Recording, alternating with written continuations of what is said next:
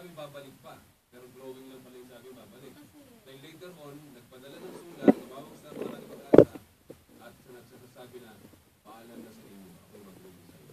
So tatlo, ang natatandaan kong pangalan na nagbitiw sa panahon ni Secretary Montero at sa panahon ni Pangulo Aquino, Chris Camilo, Nathaniel Cruz, Nathaniel Servando. At yung tatlong yan, masasabi natin partner, magagaling, mahuhusay na weather forecaster, magaling magpaliwanag. Pero umalis sila. Bakit sila umalis? Hindi dahil daw sa sweldo lang eh. Dahil sa pamumuno, kumbaga yung leadership nitong si Secretary Montejo na sablay. Hindi nila gusto. Kasi parang ano to eh. Kung titingnan mo nga eh, personal kami mga media, inuno kami parang binastos kami. Niliyasan yung mga media eh. Ang tanong ko doon sa mga media na interview, ano ginawa sa'yo? Niliyasan sila, Ate Ben, ni Secretary Montejo.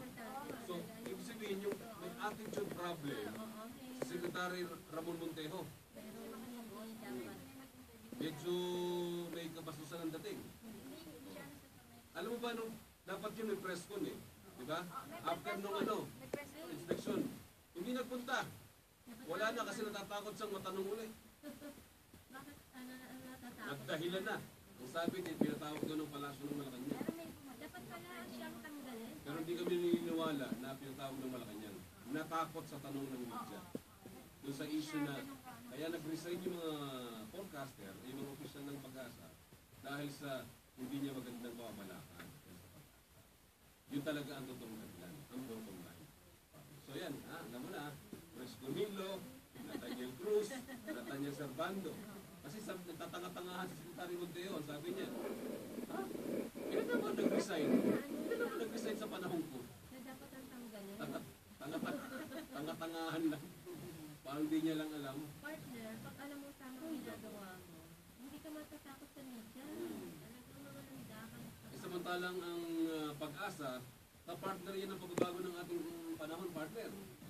Kaya nga guest natin ngayon ang Philippine Movement for Climate Change. Na may naliko ng landas. Sir, pakilala po tayo sa ating mga nakikinig ngayon sa Radyo Agila. Si Ginoong Kevin Liu ng PMCJ. Campaigner po siya. Ito, sigurado sasagutin ito kung bakit. Kasi nagbabago ang panahon, nagbabago rin mga tao sa Pag-asa. Happy morning po sa inyo. Good morning po at good morning po sa ating ako na, ikunin ko kagad. Ano masasabi niyo sa pag-resign ng mga forecaster sa Pag-asa? Well, ang sabi po nila, di ba, dahil yun po naman, mukhang valid naman po yun. Naniniwala ba kayo? Partially po kasi yung iba po namin kausap, sinasabi pagdating sa offices, lalo na po sa Middle East. Ang siguro, trade po tayo. Kahapon na, parang sa television si Jory Luis ang offer daw sa kanya. Kung ang sweldo niya rito, 13,000 lang a month. 100,000? Layo. Layo. Milya-milya ang layo. 13,000 ang sweldo mo, bugbog sarado ka pa sa restaurant. At si Ginoong Jory Luis, binabastos ka pa na sabihin pa sa'yo. Sabihin pa sa'yo, kayo mga Pag-asa, wala kayong kapag-asa na napupulaan sakit pa. doon, partner, ha? Eh si Jory Luis, nagbubus lang yun. Nagbubus lang. Ang schedule niya, 6 to 2. Alas 6 ng umaga hanggang alas 2 ng hapon. Eh napakasipag ng mama, di ba? Anyway, anong epekto natin yan eh? Kasi nag-aalisan yung mga specialista natin sa pinag-usapan natin sa weather, Sir Kevin. Anong epekto niyan para magbantayan natin ang pagbabago-bago ng ating panahon ngayon? Ayun po, mahirap po yan, lalo na po sa atin, sa kalagayan ng Pilipinas. Ito po ang Pilipinas po, napaka-vulnerable po natin sa pagdating sa pagbabago ng Pilipinas. Ay, siguro po, kumensyon na lang. 4 na araw na po, kung ano, may sakit. Dapat nga po, sabi po, Lalo na pag may mga allergy. So, bali po, yung Pilipinas, second po tayo sa pinakapuna natin sa Pilipinas. Last year din po, nilabas ng scientific body na yung Metro Manila po, pangalawa po sa pinakapuna natin sa buong city. Nauna, sa buong Ang nauna po, yung Dhaka po sa Bangladesh kasi naman po, flat po kasi dun eh. So kung may bumagyo po dun, talagang wala nang pupuntahan yung tubig, hindi po nila maibon yung tubig. So pagdating po sa responsibilidad po ng ating ahensya, lalo na po yung pag-asa, napakalaki po Laki ng ng responsibilidad. lalo na considering na yun nga po, vulnerable po tayo. Kung wala na nga po mabigay na maayos na informasyon at nawawala pa yung mga experts po natin dyan, eh baka hindi na po natin alam kung sino nagsasabi ng tao ng informasyon sa atin o baka maling informasyon Oo, na kasi mabigay sa kung atin. sino-sino lang magsasabi na, ay dyan, uulan dyan. Pala, hindi na pala uulan, dito pala uulan. O, balik-baliktad na. Kung hindi natin mapapantayan yung pagbabago ng ating panahon. Opo. Kaya, although ang pag-asa po, marami na po silang nakong bagong instrumento para masabi. Ngayon nga po, di ba, meron na silang mga signal na yellow, Ito natin yung green, O, meron na silang gano'n. Dati. Warning. so, dati wala po. yung reporter pa lang ako noon eh. Pag dala ko sa pag-asa, naawa ako. Parang, ha? Ganun talaga. Oo, kaya Sabi nga, ang pag-asa, laging huli. laging umaasa ng pag-asa. Pero sa ngayon, ang ganda na, di ba? Mga makabago. Medyo high-tech na. Pero sa ngayon, Sir Kevin, ano bang dapat gawin ng ating, ito pinag-usapan natin in general na, sa Pilipinas na, aside from pag-asa na dapat sa mga specialist, anong dapat gawin ng mga Pilipino para at least, kahit pa paano, hindi naman natin mapipigilan, di ba? Maibsan kahit pa paano itong pagbabago-bago ng ating panahon na nakaka-apekto sa kabuhayan, pagkamatay ng mga tao, ari-arian, at kung ano-ano pa. Sige po. Bali po, yung tinutulak po or climate justice. Pagdating po sa issue po ng climate change, ang tinutulak po namin, o sinasabi po namin na, ano nga po ba yung sabi ng ating PCSD? So, marami po yan, malamang po kasi hindi na yung isang bagay na tinutulak po ng PCSD. So, pagdating po sa climate change, sinasabi po namin, ang greenhouse gases po, isa po siyang malaking source po ng kung bakit po umangat yung temperature natin. Pero yung greenhouse gas naman po, natural naman po talaga siya. Kasi sa simpleng pakina po natin, meron po tayo sa ito, di ba? Kahit po sa pagpusot po, meron po tayo yung methane po, di ba? Baho po yun. So kahit po yun sa transportasyon po natin, so natural po talagang meron yun. Pero yung problema po, pag sumobra po siya, so yung greenhouse gas effect po, di ba? So ano po siya, ma-accelerate. Kung baga yung, kung yung kotse po natin, iniwan po natin sa tapat ng araw, na nakasarap po yung bintana. Sumaandar pa. Pagbalik po natin po doon, di ba, init na po sa loob, di ba? So kumbaga, yung sa pagkapal po ng usap natin, yung bintana po, hindi na po nasasara. So hindi po init yung mundo natin. So sa pag-init po ng mundo, meron na pong global warming. Kapag angat po ng temperatura, doon po papasok yung climate change. Ganun po siya. So basically, yung tutulak po ng pagbabago ng klima, yung pag-angat ng temperatura. Kaya yung sa usapin po ng climate, ang pinag-usapan po doon, hanggang saan aangat yung temperatura. So ngayon po, isipin nyo po, ilang gano'n lang kataas yung inangat ng temperatura natin from 1950. Wala pa mong 1 degree Celsius. Kasi po, ang ibig sabihin po yun, wala pa mo tayo dun sa ma-expect natin na ganun po yung pag-angat ng temperatura. Kasi dahil po sa mga kakulangan po ng action global, ang expect po natin po 6 degrees. In 2030 hanggang 2050. Ibig sabihin po nun, yung ondoy, magiging normal po yung mga bagyo kung ano. Kasi po, Yun ang maging kalakaran. opo, yun na po yung bagong normal na sinasabi. Napakahirap matanggal ang normal. Pati habagat. Pati habagat. Opo, last year na po, di ba yung habagat, yung po yung nagbigay sa atin ng Mas matindi pa nga yan. Nagkikusin. Isa doon sa undoy. So, dapat pala ngayon talagang ano, So, anong dapat na bawasan natin ngayon? Kung may pag-asa pa, anong pwede natin bawasan para bawasan yung init na idudulot natin sa mundo na?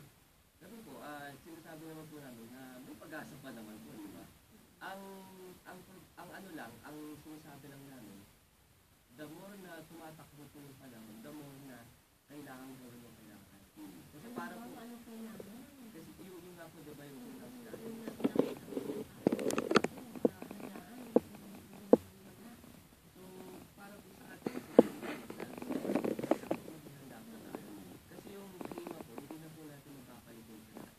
Yun na yan. Kung ano siya ngayon, yun na po. Yan na yan. Huwag lang lumandi. So, yun po, ang usapin po sa siyensya, hanggang saan na lang natin titigilan, hanggang saan na lang kaya mitigate po yung term po yun. Mitigation sa pagbawas po ng puso. Yung pinangangambahan na, dati pa mga eksperto nagsasabi na, kasi sa Pilipinas, di ba sa palikutan ng dagat. Yung tipo pang, lulubog na tayo. Kasi lulubog na Pilipinas kasi yun nga yung climate change na bansang natututo. May ganun bang talagang pag-aaral? Actually po, meron po. Ang sa pag-angat po ng tubig, mga ano po yan, kung 1 meter po ang inangat ng tubig sa dagat, ibig sabihin po ng mga 30 meters po yung kakainin. Kasi may papasok ng tubig sa ilalim, sa water intrusion. Yung sinasabi ko po, pag-angat ng temperatura, tulad po ng Maldives, yung bansang Maldives, diba, isla po yun. In the next 10 years po, mawawala na sila. Sa mapa. Sa mapa po, kasi ang sinasabi nila, dapat, i-limit lang po natin ang pag-angat ng temperatura sa 1.5. So, sobrang na ba ngayon mo ng ano? Ngayon po, Sa kanilang pinupuno.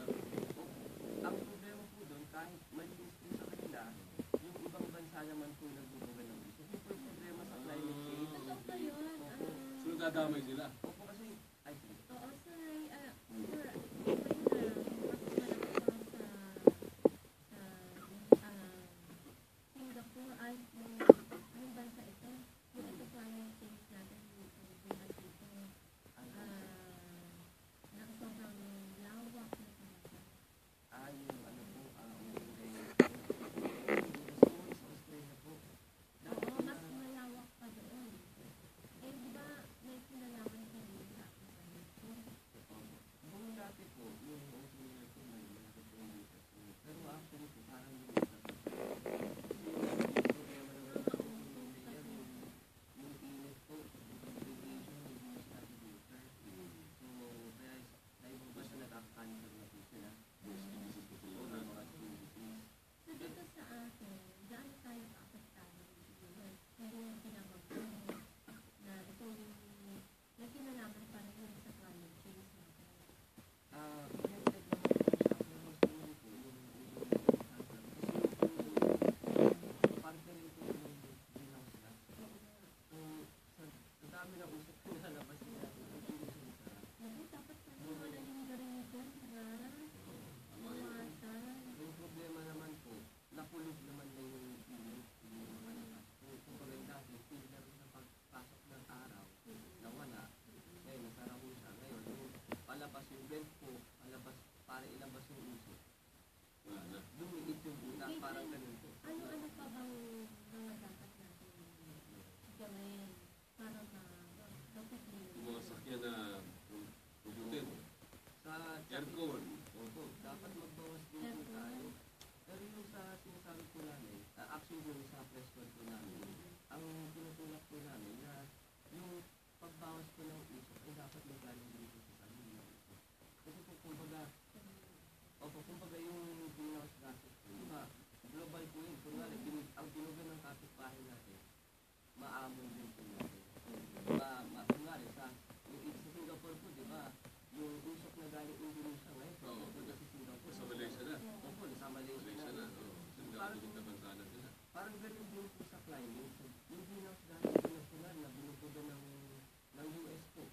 Tayo rin po yung ma-affect. Kasi po, pag titignan po natin, yung kalakpan po ng usok, hindi po nagagalit sa mga developed countries. Sa Pilipinas po, halos wala rin po tayong 1% sa pagbuga ng usok. So, kahit po Pilipinas, let's say, halos wala po tayo. Ang problema, yung kapitbahay natin, nagpupuga pa rin. At yung karamihan po, yung bulto ng usok, galing na sa kunwari. Parang second sense mo. Opo, yun po yung dapat problema. dinakdang din ang ating pamahalaan, partner. Ano sa tingin niyo anong pwedeng gawin ng ating gobyerno? Para Ayun at po. least maiwasan yung pagpasok ng ganito mga pollution sa ating bansa. Opo,